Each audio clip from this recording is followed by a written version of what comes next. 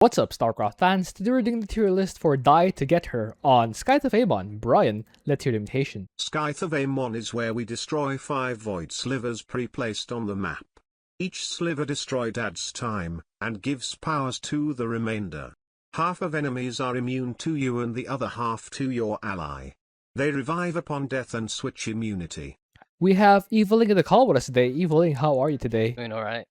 Awesome. How do we rank the commanders this week? This week is going to encompass several different factors. Can you attack in several places at once in order to cover yourself and your ally? Can you sustain damage if ally is not there for a little while to hold until ally can get into position? Can you potentially work from home? Can you operate on one base? But because this is everyone's favorite Polarity, I'm not going to give anyone S for this. That's very straightforward. On my end, it's about if you have a cheese or if you can go around the map. Actually, the stronger your cheese, the higher you'll be rated. Also, if you can somewhat tank, as you said, what enemy throws at you. I would not necessarily say attack in multiple places at once, but more like be there when the fighting happens. You don't have to fight in 2 places at once, but you have to be there when the fighting happens, in my opinion. And if you are not able to, if you're not able to prevent damage from being done to your units, or at least replace them easily, or if you're not able to go around the map, if you are forced to go more straightforward, you'll be rated lower. Let's begin. Abathur, where do we have him? Abathur has good sustain. The problem is getting the biomass in order to get him to be chunky enough to sustain might be an issue.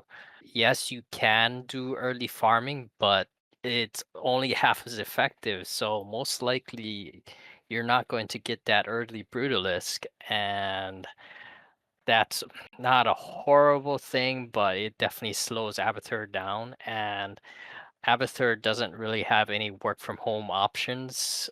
He has to get into the fight. All his units, even swarm hosts to a certain extent, have to kind of be near the slivers in order to get at them.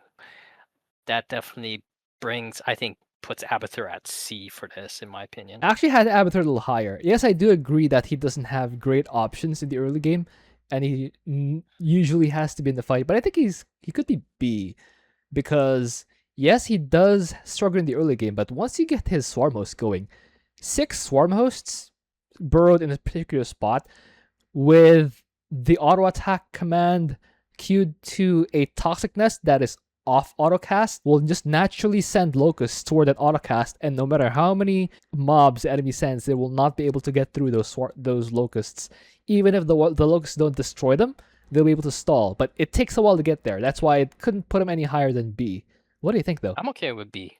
B Okay. is, yeah, definitely reasonable. All right, so we're going with B. Another alternative here is if you can go for the first prestige, the Essence Hoarder. You can technically get a bunch of 100 biomass devourers. That'll also work for a time, but it's a little wonky. I haven't tried it yet, but you certainly can if you want. Anyway, we have agreed with B. Prestige-wise, second prestige. I like your idea with going with P1 to get the 125 biomass. Sorry, 125. Devourers going. I do apologize. All right, Yep. So first prestige then. Okay, Mhm. moving on. Alarak, for me, is also B tier because he does have an option to go around the map. He has the mothership and as destroyers, and he has war prisms that you can overcharge. If he needs to get home or needs to be elsewhere in a fight, he does have the teleport on the mothership, and Alarak can still play keep away with the distraction web or distraction wave if he does have a bunch of polarized enemies. He can still throw them back even if he doesn't do damage to them. That will at least mitigate some of the damage. Also has supplicants, which will feed Alarak if he does take on too much damage. That being said, he does still mostly have to fight with an army. So similar with Abathur, probably worse than Abathur actually, but he does have a better option to fly around the map using a more available mothership. So the trade-off is you get a mothership earlier, and you have a more stable anchor early on without having to farm. But the later game's a little sketchier since you don't have Sormos. But that evens that out to B for me. What do you think? Yep, I think if Abathur is in B, I would say Alarak is a little higher. Abathur can sustain better, but Alarak has better means to actually taking down the slivers via The early slivers can be taken down by war prisms and overcharge if they're your polarity, and There's beyond the that, asterisk. you It has to be your yeah, polarity. has to be your polarity. Or you could be a madman like Tutu and just keep on re-rolling until all the slivers are your polarity.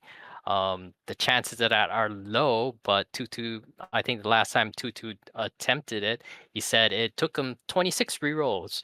So that's actually not too bad considering the odds that all the slivers are 6 slivers are your polarity.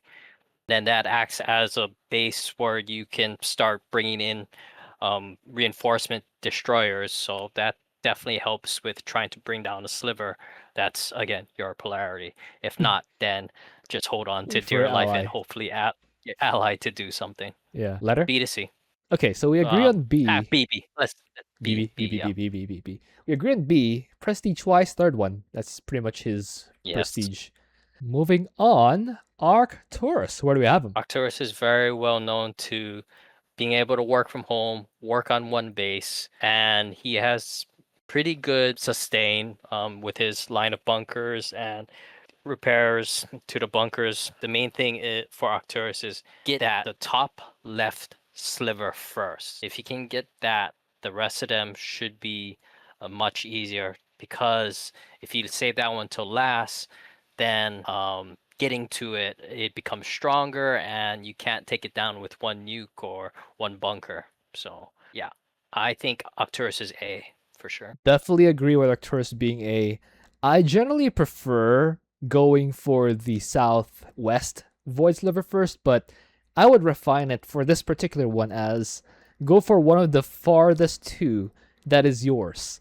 If either one of them are yours, great. If not, you'll have to also pay attention to what commander your ally is, because if he's a commander that needs an expansion, getting the farther two first and then playing one base might actually hamstring your ally even more. For example, if you're playing with a Zagara, who definitely needs an expansion, if you're playing with a Raynor, who needs an expansion, that might hamstring the team's chances by forcing your strategy upon your ally, which your ally's commander is not equipped to do. So yes, you can do it, but you have to be mindful of what your ally is.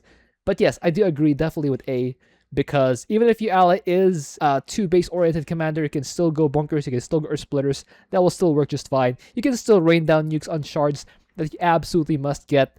In fact, you don't even need to save the final void, the northwest void sliver for last, because you can just rain down nukes on it and then finish it off with whatever weapons. If it is yours, but if it is your polarity, you always have that option. But anyway, yes, we agree with A. Prestige-wise, I think third one, right, for the cheap weapons. One of them that has nukes. So P1 I don't think is an option for this. Agreed. You need to have that nuclear option in order to take down the further slivers. And I just wanted to add, Arcturus kind of plays his setup allows him to be either one base or two base. It is like if your ally needs two bases, Arcturus has the defensive measures to sustain it, and it actually works out better for him because if taking the expo, then all you need to do is take down the top left sliver, and then every other sliver you can hit with ESOs. Correct. All right. Moving on, Artanis. Where do we have him? Oh, right, that's me. Artanis for me is also A tier because he does have the option of dropping the Archon dudes into solo bombardment at the farthest void shards if they are his polarity. Again, not S. Normally he'd be double S, but not this time because the polarity thing will sometimes mean that you cannot actually go to where you want to go. And another reason why he's not a higher tier than A is because sometimes the farthest shards, the ones you want to snipe, aren't yours. Sometimes you just have a bad roll where you really want to target those last two difficult ones for last, but they're your allies' polarity. So you're kind of stuck just trying to play dragoons. The good news for you is you still have the shield overcharge, which can enable you and your ally to last very long in a fight, which kind of takes him down a peg, but he's still pretty good if you're able to get that. So the upside is if you get a really good roll, you can do a reverse clear. You can do one base. You can just defend at home and then wait for your ally to also snipe if you get that roll. But unfortunately, because of polarity, you don't and randomness, you cannot determine whether the shards you want to snipe are in fact snipeable. That's why it's only A tier. What do you think? So I definitely agree with what all that you're saying, and it brings up a good point. So Arcturus, I would say, is a little higher than Artanis because what we're kind of insinuating is you need to be able to scout and determine if if the sliver is yours or your allies. Correct. Artanis has a little harder time of scouting. He can do it. You just make an observer, and there is a clear path toward any sliver, but you have to kind of dance around defenses and whatnot to get vision of it. Or you can do a Phoenix, overcharge it, or if you're playing anything other than P3, kind of good luck. But yeah, you'd want to overcharge it to get it into position to look at the sliver and determine, okay, is this mine? Is this allies? Arcturus, just drop a trooper, and then you'll be able to find out. But yeah, once you get that down for Artanis, then yeah, drop the Archon dudes to take down a shard, solar bombardment, and just hold on for dear life at home. Yes. Letter? A to B. All right, so we agree on A. Again, might be not a very high A because of the high degree of randomness, but I think he's still in that tier because he has that option. So yes, we agree on A tier. Prestige-wise, third one. What I would do, by the way, is rush to either a Robo or Stargate and get an area to fly at the bottom, and then all the way to the southwest corner, and then up top, and then scout those shards from the rear to see if those are yours.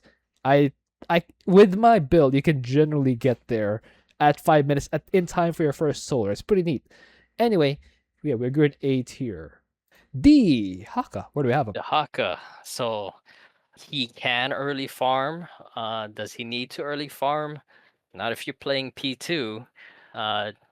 Just focus on getting your pack leaders out and defend until you can get vision of the sliver. Determine if it's yours. If it's yours, start sending the pack leaders in to take it down.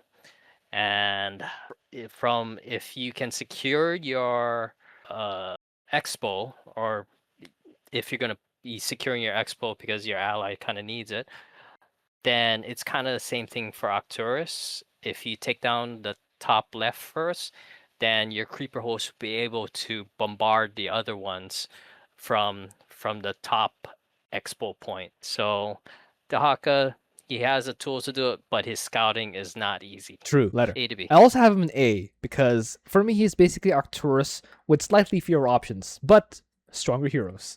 Arcturus does not have a hero. Dehaka has pack eaters that will be able to tank, especially the Krun. The Krun will be able to tank a lot of fire from enemies temporarily. You can also send those locusts or creepers, as Evilling said, toward the shards that are yours. That being said, once enemy gets to the creepers and your ally is not there, well, you're gonna pay for a lot. You're gonna pay for a lot of losses. You will need to send Dehaka back there, do the yelling thing, so that at least you can slow down the enemies. Dehaka does not have a means to force his ally back to the fight where his void or his creeper hosts are.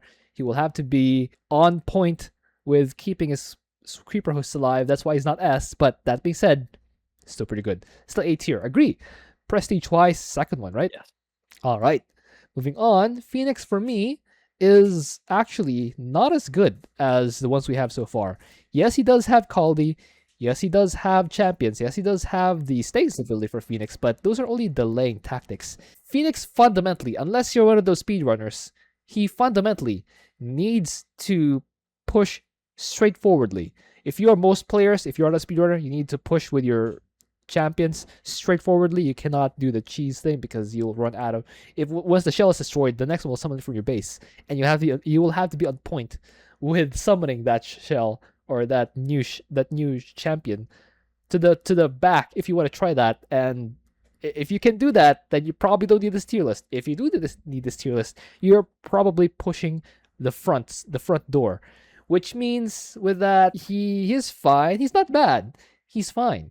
But he could have issues, especially when the enemies get to a shell farm and will destroy a lot of. He definitely does need an expansion.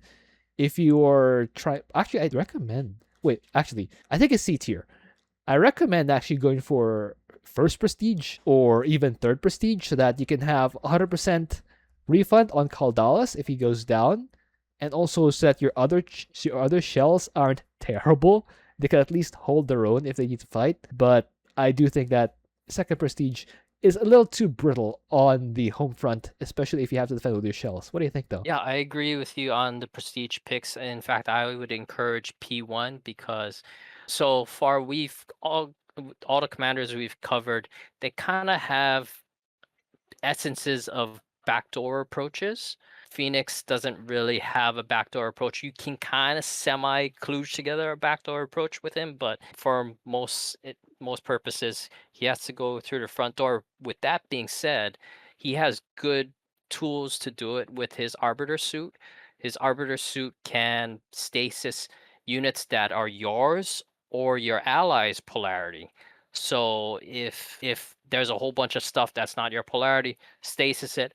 And with Arbor Suit, you can tell your ally, get over here, as long as they have actual units on the field. So that kind of works out in that aspect by being able to recall your ally to your position and tell them, please deal with this now. With You that being said, it's still the standard approach. So yes. that's pretty.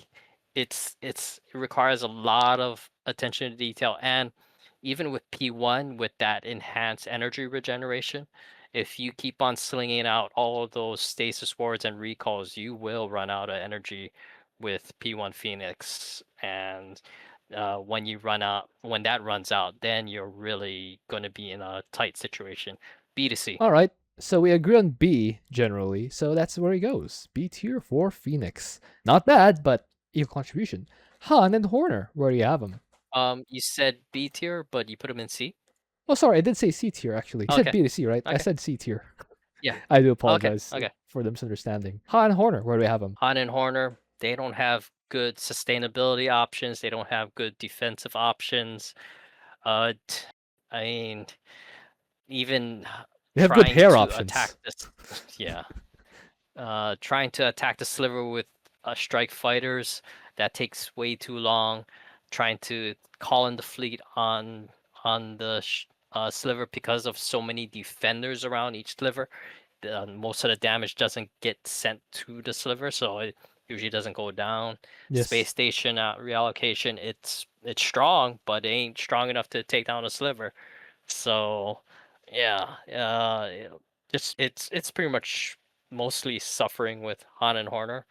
I'd say D to E or even possibly F. Okay, I put Han and Horner in D tier. I agree with everything he said. My only trepidation with putting him in E tier is that he's not completely unusable. They are terrible, but they do kind of still have some stuff to contribute, but it's not a lot, like you said. That's why they're D tier for me. E tier for me would be someone who can't even get out of their base, who will run out of steam very quickly. And I do think that Han and Horner is basically almost at that level, but with all their refunds, the refund thing, the mag mines, all the top bars, all the air striking, I think that just barely gets them over the bar to D tier. Do you think E tier is a stronger case than D tier? Well, I was going for F, but it's not unanimous, so I'm fine with D or E. I mean, I like Han and Horner. I would like to see them at least get into D, but being realistic, it's like they don't have the sustainability to even really hold if pressure is applied to their base. The best way True. that you're going to be able to, like, if ally is not there for any reason, to hold your base, you're probably gonna have to rely on Hellbats and their fear and the fear, because even if it's not polarized to you, the fear still will trigger. What you can do is kind of a poor man's or a kludged contaminated strike. Before the wave gets to your base, you just charge all your Hellbats at the wave. The fear will cause them to lose their A Their move aggro. command and stuck in the middle of the map. Yeah. That could So work. that'll So reduce that is reduce something. the incoming at least. Yeah. That is something. So is that enough for D tier or still E tier? What do you think? I think it's enough for D tier. All right. That's enough D I tier. mean, they're probably bottom two commanders either way. So it's just a matter of which tier they are. I don't think they're bad enough for E tier. Someone else who's not E tier, Karax, I think, is A tier because he's basically Artanis but better because he has static defense. You can get building health mastery for them. You can also just use a sniping strategy with Solar Lance and Orbital Strike. Once you get your Spear of Rune upgrades, you can also use a Purifier Beam to weaken attack waves before they even hit your base and your ally. It's pretty good. That being said, sometimes RNG doesn't go your way, and you have, for example, Vipers disabling your cannons. You have long range units like siege tanks, cyclones that you can't even hit because they're just out of vision range, and they're also polarized, and your ally's not there. You have no means of summoning your ally, so that's why they're only A tier, not quite S. A tier for me. What do you think? Yeah. No, as I said, no commander is gonna make it into S for this week. But Karax is up there. His repair beam, as long as you have a Terran or Protoss ally, uh, they're gonna appreciate the repair beam. And yeah, just build up, bank up, get that scouting, get those observers in place, and determine what slivers are yours, what slivers your allies, and start banking up that Spirit of Adun energy.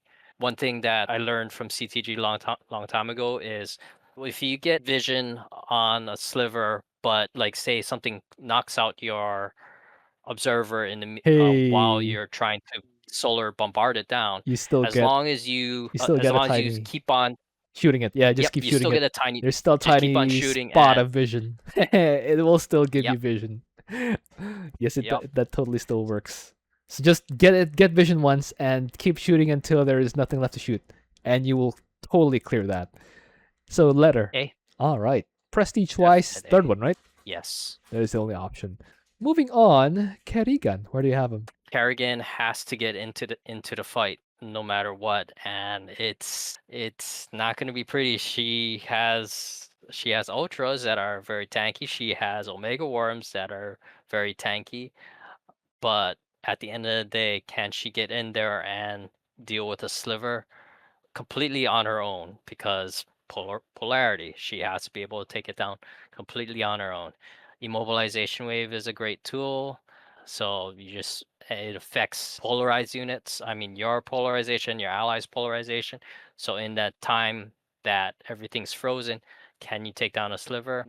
If done correctly and in conjunction with good scouting, you can pull it off. But it's going to be a little iffy if your ally's not with you or not supporting you in trying to keep alive. I'd say B to C. Yeah, I was debating between B and C. The thing for me is Kerrigan, yes, she does have tanky Ultralisks. She does have tanky Omega Orbs.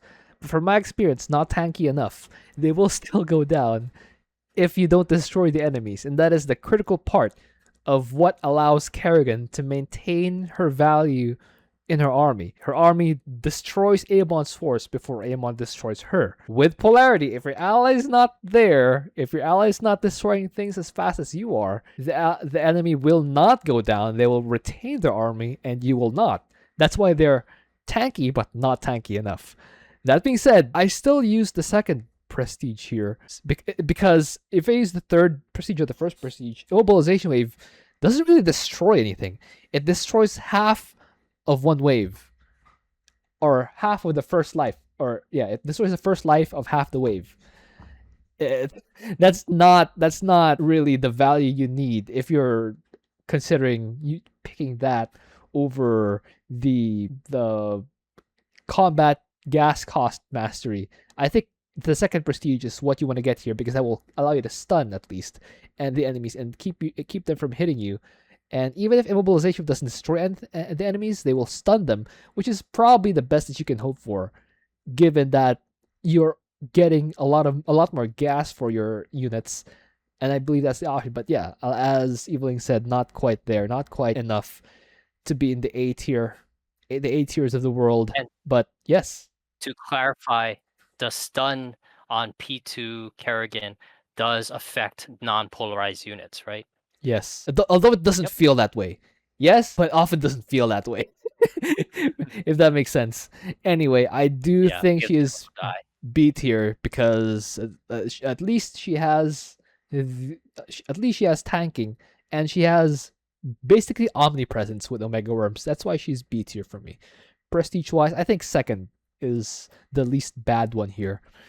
Moving Mm-hmm. on, Nova for me is also B tier because she has the power to call her ally and not kindly suggest her ally to fight, not send a kindly worded letter for her ally to arrive, force her ally to arrive and be there at the fight. That being said, if her ally doesn't have a good army, or if her ally is actually fighting elsewhere, well, if her ally is fighting elsewhere, she can always move her army to fight that. But the Liberators, which you will presumably go for, Liberators and Robins, they don't have infinite health. If they start getting shot down, if you attack the Void Sliver with the Death Grip crystals, and they are right-clicking your Liberators, and your ally is not right-clicking those Void Death Grip crystals, it is very feels bad, man. That being said, her power to force her ally to be there is still pretty good. That's why I have her in B tier still. What do you think? So sounds like you're advocating for P2 to force ally to be there. No, Um, first prestige because you will still have that. You will still have that Griffin airlift, but it's a longer cooldown. But I think it's still enough. I like the first prestige because I want to have as many liberators as possible to right click the shard as fast as possible. Fair enough. Fair enough. I think for me, I have Nova.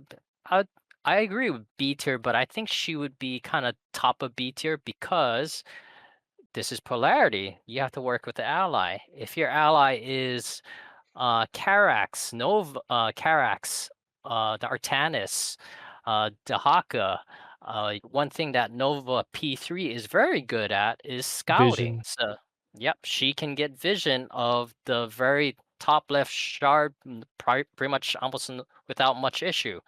And then from there, you can kind of game out a plan of attack. And by the time Nova gets up there, you'll probably have your starport up. And the good thing is the range on Liberators is pretty far. So you can kind of put the Liberators way in the back and just start hammering down on the sliver.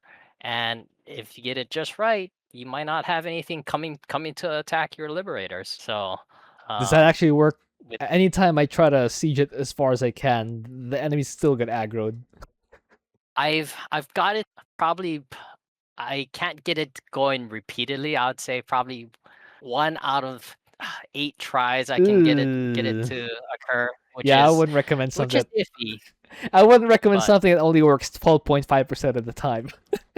yeah, yeah. But still, yeah. Even it's an early shard, so even if you still have stuff hammering away on your liberators, if it's not your polarity, you just drop a defensive drone and your liberators are not going to target that thing that's not your polarity. You just want it to kill the shard, and as soon as it kills the shard, eh, Griffin airlift out there, and then start planning for the next shard.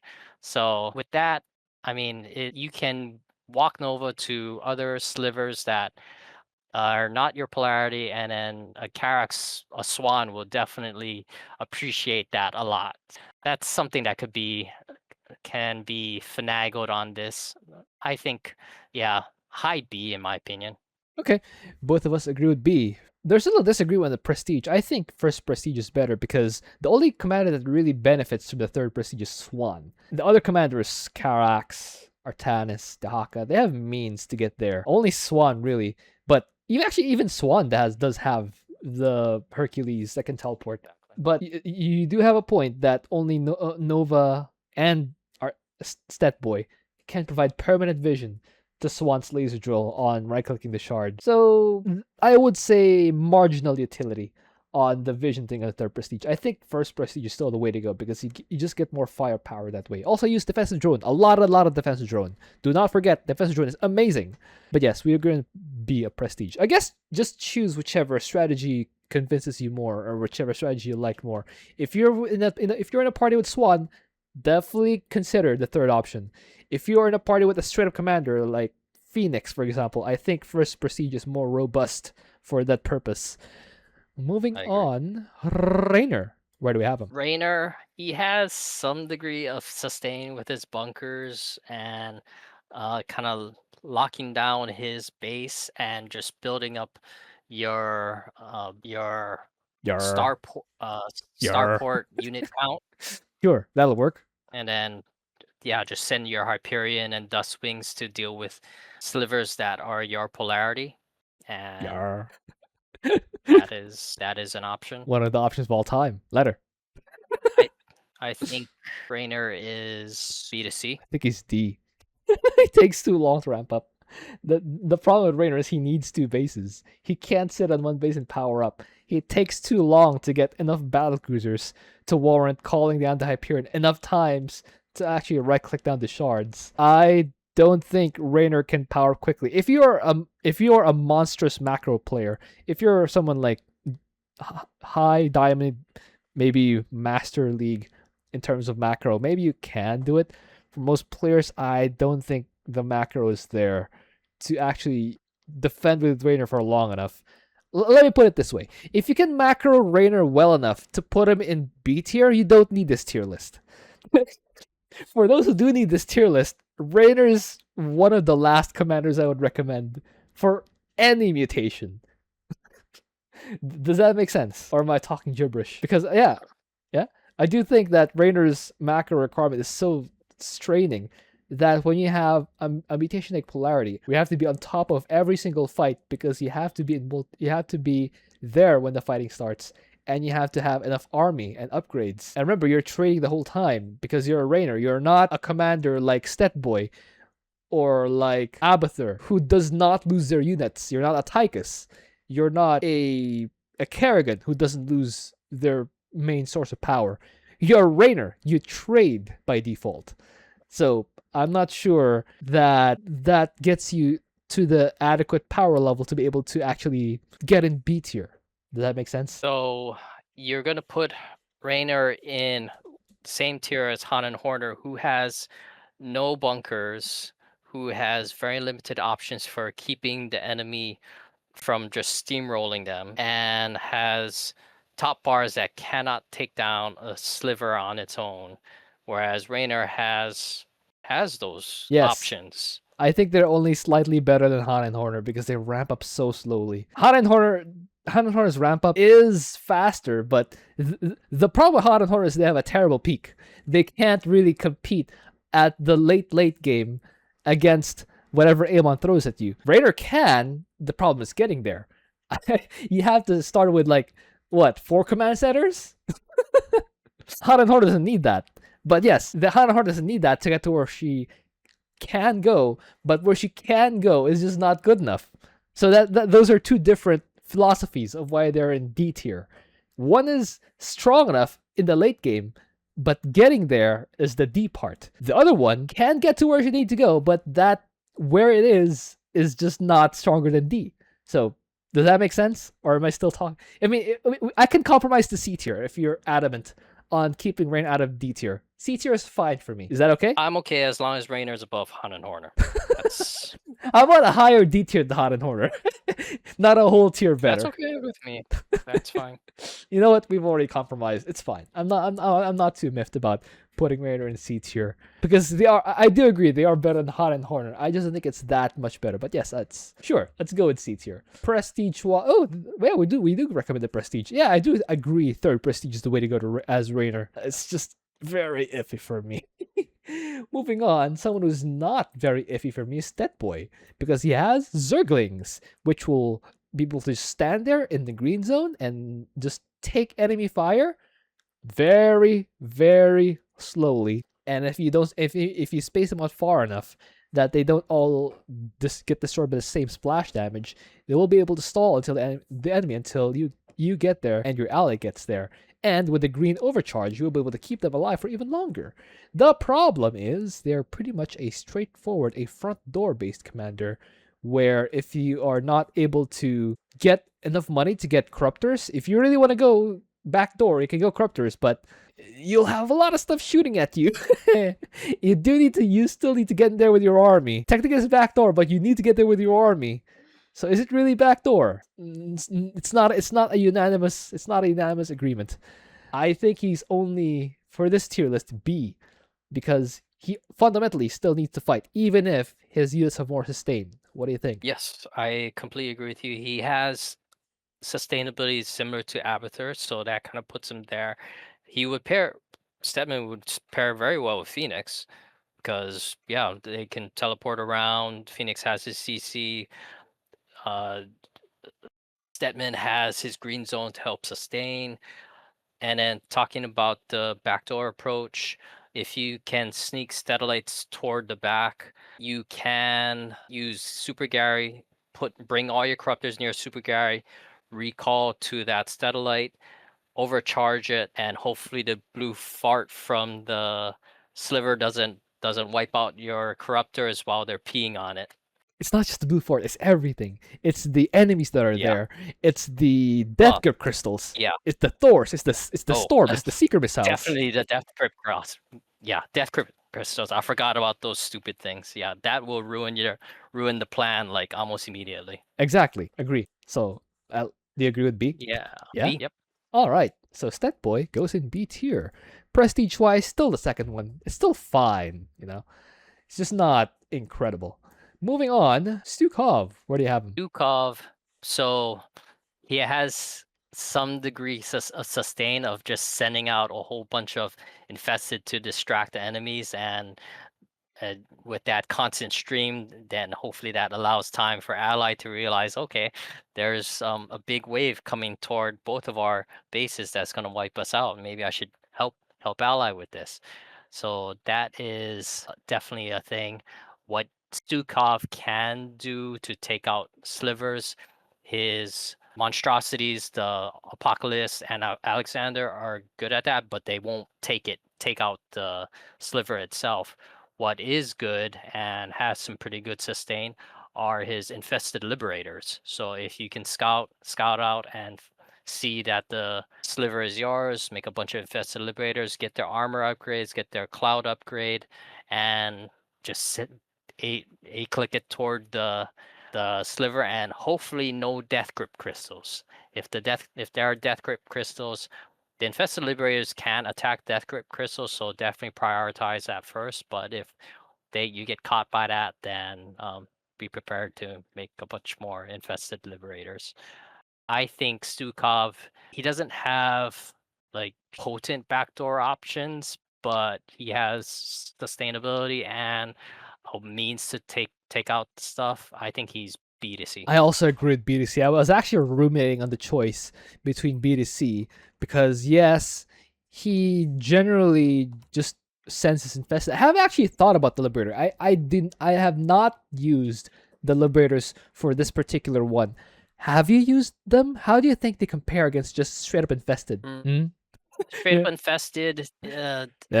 They get mowed down. Yeah. They get mowed down So you pretty think before getting into the sliver area.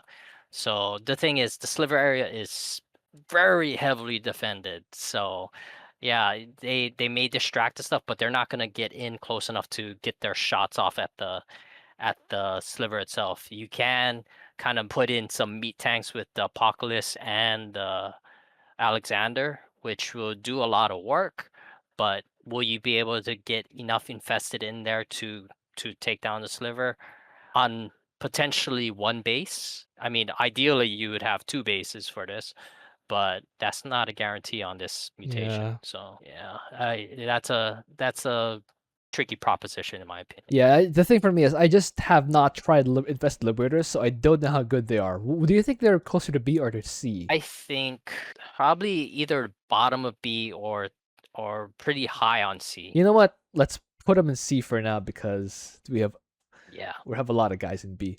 We can always put them back later. We'll see we'll see later. Prestige wise, third one. Yes. All right. Swann for me is a worse version of Karax in most mutations because he does have static defense, he does have top bars. For this one, I prefer using the first prestige because the slowy downing effect is amazing for intercepting attack waves. Even if they're not your polarity, even if they're immune to you, they will still get slowed down, and that buys you and your ally a lot of time to get to where you need to be. Also, they synergize extremely well with Nova and Stetboy in particular, because Stetboy has Stetlights and Nova has Nova that are invincible vision for your laser drill. So if you want to start reverse clearing, and a number of those shards appear to be happen to be yours, you can just stand one of your allies there, or put a Stetlight down there, and just right-click away with the laser drill. The caveat, as you may have seen in my video, is sometimes the RNG just gives you the worst possible shards. Like, for example, the expansion shard and the close shard.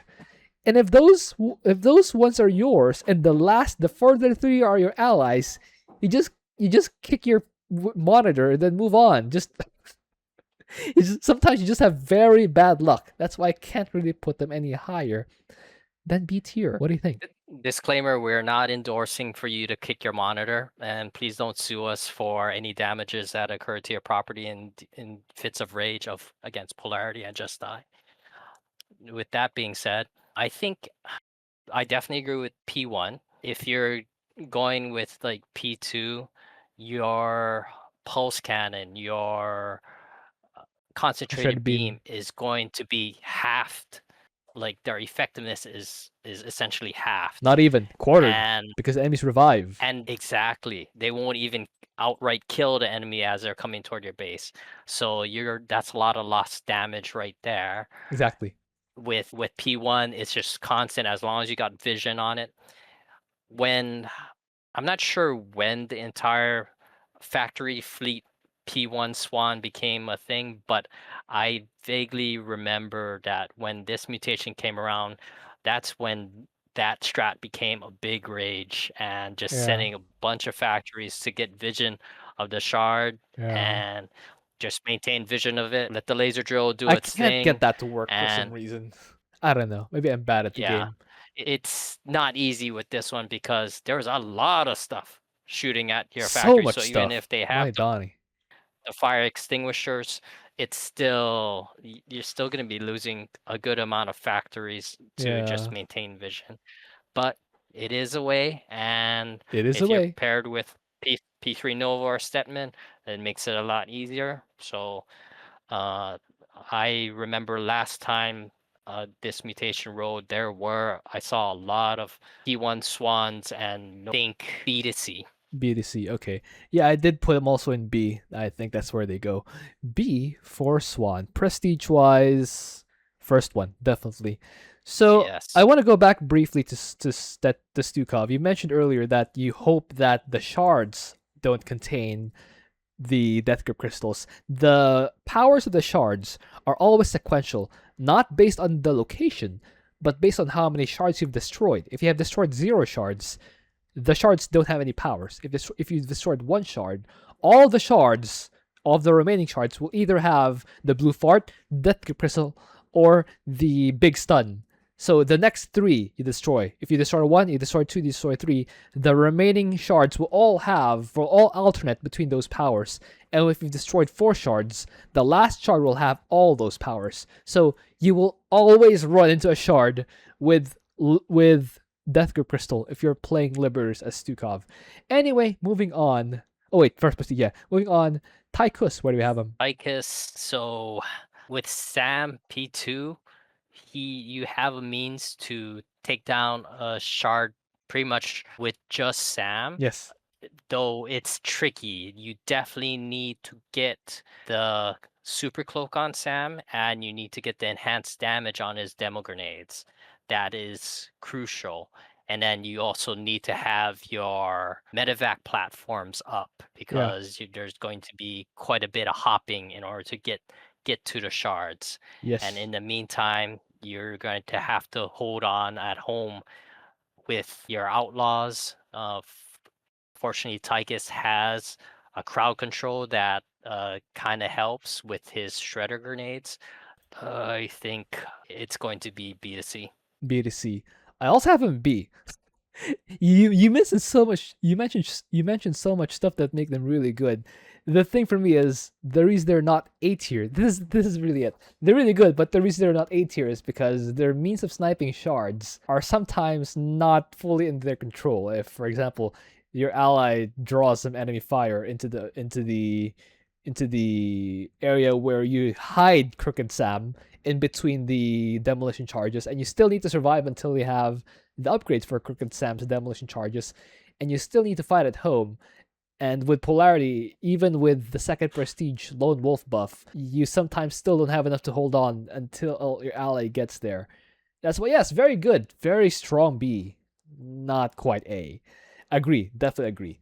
Second prestige. Right? Second prestige, right? Mm-hmm. All Yep. right. Vorazun, for me, has one strategy. Wait for time stop, right click shard. That's it. Everything else she has is hide and hold on for dear life. You can get Dark Templar, you can get Corsair, you can get the Dark Archon even if you want. You can get Cadence, you can build walls. All of them are almost equally bad because you're up against Polarity.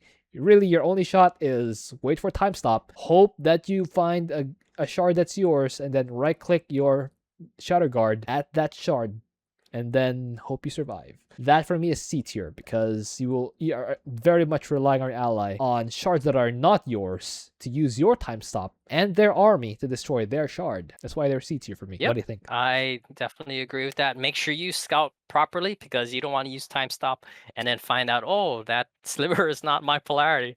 Oops. By the way, how you find out is you click a shard and check the circle at the bottom.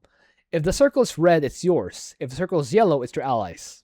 That's how you know. Agree? Yep. All right. Yep. C C is fine tier for for Vorazun. she has one prestige, the third one. Moving on, Zagara. What do you have him? Zagara, she has her scourges, and hopefully they don't get caught by a death grip crystal or something. Usually that's even without polarity, most Zagara players can accumulate enough scourges and take down slivers without much fuss. Main thing again is make sure to scout out if it's yours or not, and then you find out, you send in a whole bunch of scourge and you can't attack the sliver. And watch out for Bio blue launchers farts. can be Oh. bio launchers are good to kind of help solidify a defensive posture at your base, since they have splash and you kind of just lead enemies into a kill zone, because their other forms of defense are not going to really cut it. Spore, spine crawlers, I'd say C or B. I agree with C tier. Low B. Zagara just runs out of steam. When enemies revive, when half of enemies go down to your banelings, the other half survives. So you have to use pretty much twice as many banelings and Scourge to destroy them. Zagara does not have that much firepower. That's why for me, they're C tier. Prestige wise, third one is fine. Second one's also fine if you want to go backdoor Corruptors. First one's also fine. They're all fine. Not really a strong one that I can find for Zagara. This is Zeratul. Canon's good, but how good? They can get shot down by polarized enemies. Demote Dude can reverse polarity sometimes, but sometimes it's not enough for even with the Demote Dude, because once they revive, they change polarity, and then you have to demote them again to have a chance of flipping the polarity. Still good though. The cats are still good, but the firepower on top of sometimes just not being enough also does not destroy the polarized enemies. Very strong. Cannons are very strong. Demote Dude very strong. Not quite A though, because sometimes the cannons just get shot down before they're able to destroy the void shard. What do you think? One thing I'd like to say, Watchers very good at scouting due to their enhanced vision, and allows you to see the chart, get your cannons in. Last time this road, with all the Zeratul allies I had, it never had success until I ran into allies that ran Surdath Legion. So Surdath is the Dark Archon Legion, Yeah, with the and stun those very tanky, stun, mind and control. the mind control. Yeah. Because if you mind control enemies, you don't have to deal with their Second life. just die and flip. Yes, Correct. exactly. So once I ran into ally that ran that, then that was an easy victory. Very easy. I think it's not because of the Sardath Legion in themselves, but I think it's just because players who are mindful of those abilities, those Watchers, those Sardath Legion, they're the ones who play better in general anyway. It just so happened that they also choose Exactly. good units. How funny how that Exactly. works. But Letter, what do you think? I think Zeratul is B to C. Yeah, pretty much agree with B tier. All right, prestige wise, second one, right? Yeah. So there are no S tiers here, so there's no double S either. The only thing I would put in S tier is Discord, Microsoft MS Teams, BattleNet Chat, FaceTime, Oh, the landline, chat. your phone carrier. Yeah, those are what. T-Mobile, Verizon, Yeah, AT&T, yeah, Smart Globe. Those are what put you in S Starlink. tier. Starlink. Those are the S tiers of the week, because this requires being at the same page. You both have to be where the fighting is.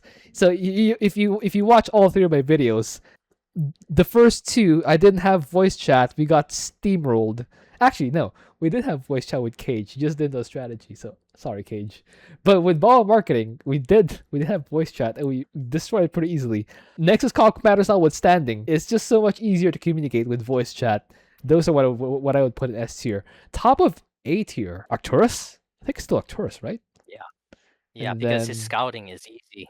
yeah, The rest, yeah. and he can work from home pretty much. Yes. Karax. Exactly. Karax, I think, is second. Yep. Then Dehaka, then Artanis. Yep. Top of A tier. Let's say Stetboy? Stetboy. Sorry, top Yeah. of B tier. Top of B tier. Stetboy? Because Yeah, of the that's B tier, whole that's right. Yeah, shift and no S this year. That's right. the whole Zergling thing and the green zone thing. Next is Yep. let's see. Swann? Yeah. Or Nova. Yeah. You were saying Nova earlier had a good case. I think Nova's good because you can pair her with someone, and So she's because of P3 is gonna help benefit that a lot. So I think Nova below Swann. how about Zeratul and Tychus? I think Tychus is maybe even here actually. Tychus is really good. Yeah, I he's think really Tychus is actually tanky. here. He also has the crooked Tau option on the void chart. I think Tychus goes above Nova actually. Tychus And is then under than Nova. another option I'd like to mention for Tychus is if you're using P2, get Cannonball out and his critical response. That can pretty much hold a wave. So All right. yeah. Zeratul I is think below Nova. I kind of feel Alarak it shouldn't be that low. Where do you think he goes? I think either above Abathur or above Zeratul. That's fair. And then Kerrigan bottom of B. Yeah. Yep. Or do we promote Stukov to bottom of B? I don't think Stukov is going to be above Kerrigan. Okay. No, Omega bottom of B. War, Bottom of B yeah. is here. Okay. Okay. So second and C, Fenix. Fenix is fine. Yeah, Phoenix has good straight up fighting options, but you're straight up fighting, so that's where C belongs. Yeah. And then Vorazun. And I think C is already correctly ordered. And then Hot and Horner for D. Do we have combinations of B tier commanders or lower that together would be an S tier? Yes, all of them.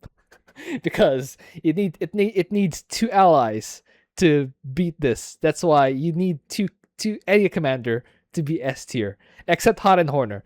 Hot and Horner plus any commander is still A tier because she's that terrible. And I think Raynor also, yeah, Raynor still has that ramp up problem. Those two commanders I would not put in a team that would make an S tier. The rest, I think, pair any two of the rest together, you'll get an S tier. Right? Okay, I'll take that as a yes. Okay. I think Raynor and the thing is, Karax is an A, so that kind of takes him out of the following. So maybe Raynor and Swann. Raynor and Swann. Yeah, okay. Agree with Raynor and Swann because Swann or Karax. Well, I mean, Karax is already an A, so the combination of Raynor and Swann, I think, would at least make the Raynor pairing Swann with scans. Put them on. Yeah, I mean, once you get past I would not orbitals, do that because if you force Raynor to scan, that takes away his income. That'll just make the team worse. I wouldn't do that. Yeah. All right. Oh my Donnie. Anyway, guys, hope you enjoyed that. Thank you for watching. If you have an idea for what else, please leave it in a comment. I will see you guys next time.